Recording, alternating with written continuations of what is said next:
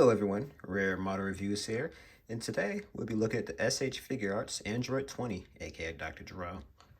So, as per standard with this line, this guy is masterfully crafted. He's colored in just about every single nook and cranny you'd expect him to be. And I'll say this guy's definitely a bit more of a step up from the last one from this saga, I guess you'd say, that I looked at, which of course was Android 19, which I will be showing off in a bit later for a size comparison and whatnot. Now, for those of you who watched my review of Android 19, you know I was very disappointed on the fact that his heads could not be interchanged. So we're going to go look at literally the next guy in that saga here and see if there were some improvements made so that review, or rather this review, does not end the way that review did. So without further ado, we're not going to beat around the bush. We're going to go straight into articulation. I can say this giant tuft of hair he has here has a bit of articulation. It's actually very spiky too, so watch yourself with this, and big. It's kind of a softest touch to it too, but it doesn't hinder the movement of the head too much, thankfully. It kind of does with the rotation of it. As you can see, it's kind of a little tricky to move this giant hair around, so he can't do some Exorcist 360 thing, which isn't too big of a deal because, let's be honest, you probably wouldn't want to do anything like that anyway. His head can move down quite a bit. Can't really move up much. That was not supposed to happen. Okay. But as you can see here, you know what? I'm going to go ahead and use that as an excuse to take one of the heads out. So there we go. Since he's already broken apart, voila. Now you'll have another facial expression to look at till I change them out later in accessories. But as you can see here, there's a little bit of articulation in the neck there, if you can make that out. The arm can do, I guess you call it 360, right? Can move up at the shoulder here a bit. So a little bit of outwards movement there, if you can make that out. So I guess that'd be good if you want to kind of give him a bit of a cross arm pose. I'm surprised they didn't give him an accessory to do so, but he probably didn't do that in the show, so they didn't want to. But as you can see here, there's a movement below the forearm, I guess you'd call that. Looks like he's flexing there, but yeah, decent enough movement there at the forearm. This thing has amazing wrist articulation here. It's on I guess you call that peg, so it could of course go 360. I do not believe I missed anything with the arms. Flexing them up so you get a bit better articulation from waist here. Some pretty good front side-to-side pivots. As you can see, it articulates at quite a few joints though, so magnificent. He cannot unfortunately do a split, but he is an old man, Android or not, so I guess it's not too big of a deal that he can't. He does make up for that quite a bit with the forward and back range of the leg there though. And he has a decent articulation at the knee. Not perfect, but for the most part, you should be able to get all the aerial poses you'd want with this guy. So he does not have any movement below the baggy pants there. He does have the ankle, however, so that can go 360. You can move up just a bit there. And nice movement there for the toe, so this will help with crouching poses and what have you.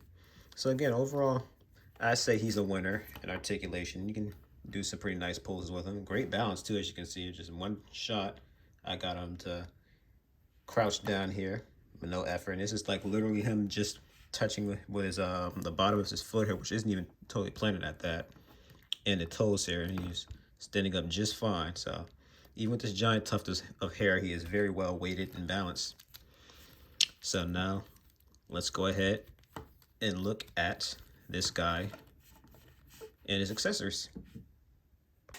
All right, so for the accessories that comes with this thing, starting from the top to bottom here, we have a little brain pod here, which you can switch out the cap for on the head. We have up to 4 faces. One, of course, is already on Dr. Jerome himself. So we have I guess you can it's kind of a neutral face here. We have one of him, kind of looks like he's grinning a little. It's hard to really say. And of course, this is my favorite one here, him just like laughing or whatever. Most likely this is getting ready to unleash the androids. Now, unlike 19, he only has one damaged hand here.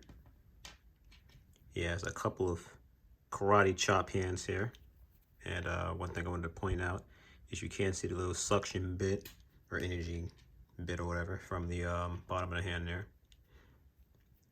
Same with this one here. If this is more of like a key blast hand. This thing does not want to focus on this hand though.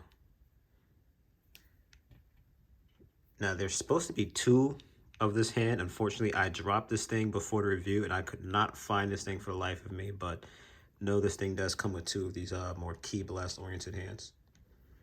And then we also have one hand here, which is for grabbing the remote here. I'm so sorry this thing refuses to focus. I think it's kind of those stickers. I think it wants to look at the stickers or something. There we go.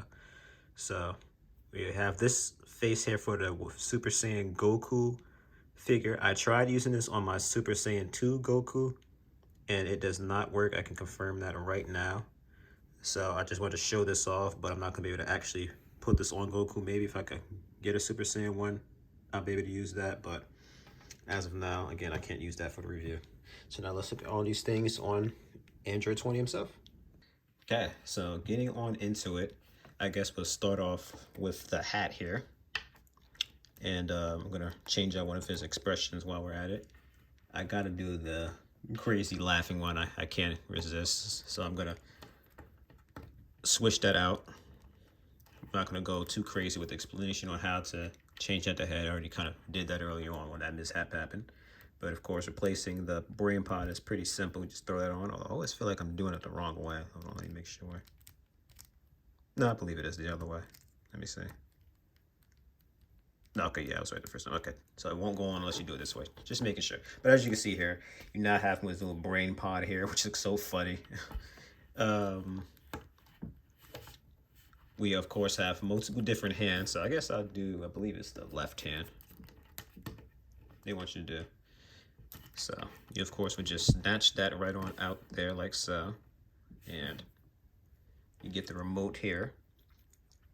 And you just kind of plug that on into the hand like so. There we go, nice and snug.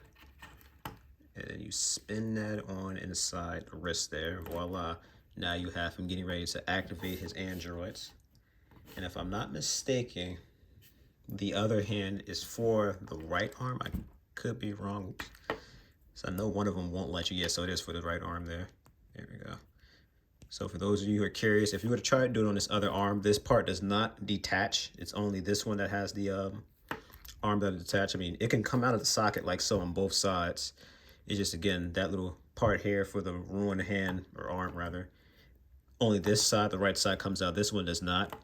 I tried it and I kind of stopped myself because I felt like I was gonna break this thing. Then that's when I tried the other hand. This came right on out, so that's how I know it's only for one side.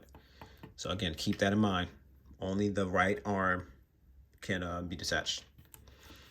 And again, I have the whole assortment of other hands, but I guess when I kind of get my verdict, maybe I'll switch some out just to show you guys off. I don't want to go too crazy with the hands, as again, there's a whole bunch of them. And I don't want to make this a whole hand fashion show. So really, that's it. I don't feel a need to really drill on about, or drone on about anything else here. So we're going to, of course, show him with his partner in crime here, 19. And Jarrell appears to be slightly taller than 19. It's just the fact that he's a big boy, so, you know, it kind of gives a bit of an illusion of being taller just based on that. Now, we're, of course, going to include another character from the Android saga, and that is going to be Trunks. Now, as you can see, Trunks towers above both of them to the point I have to adjust my camera angle to show him off. So, these guys, of course, are a little below average size. Actually, no, let me go break out Vegeta. Now I'm curious about how Vegeta look like. So, we got Vegeta over here. Excuse the fact I kind of have him with his hands out in this awkward fashion, and of course I'm kind of screaming. So, wow, that is shocking. Vegeta is taller than them. Oh, sorry, I thought he was in the frame a bit better. There we go. So Vegeta is actually taller than even the androids, and Vegeta was always made out to be a short character. Not Krillin short, but still short. So he is taller than both androids. This feels kind of inaccurate. I'm almost positive Trunks is supposed to be taller than Vegeta. He looks like he might be, but just by a smidge. But I don't know. This doesn't feel right. Maybe it's his hair. I think it's kind of Vegeta's hair that makes him always look taller than he really is. But anywho, now I feel like I'm just kind of droning on again. So that's it. I don't feel like I really have anything else to really go over here. I'm of course going to recommend this guy. He is a very big improvement over 19, just based off the fact that his accessories are much better. The heads can actually, well, rather faces can switch out because this thing does the faces as opposed to heads like 19. And again, I'm just very happy to have this guy in my collection. I still need to find that other hand, but again, if you're a fan of Dragon Ball Z and the Android Saga especially, I do not think you can go wrong with picking this guy up. He's very detailed, reasonably posable as well. Again, I just don't understand how you could end up regretting buying this guy. Now, price-wise, if I'm not mistaken, I believe he's in the ballpark of between 60 to 90 bucks. I cannot remember. I have to go hunt down the shipping manifest to know, but for the most part, I say he's worth it. As long as everything, accessory-wise, functions the way it's intended, I can't really say I regret much. So I'm going to go ahead and end it here, guys. Thank you so much for your patience in me uploading this video here. I hope you enjoyed it. And as always, if you did, like, comment, and please subscribe for very good videos like this in the future. I kind of improvised a little too much, but take care, you guys.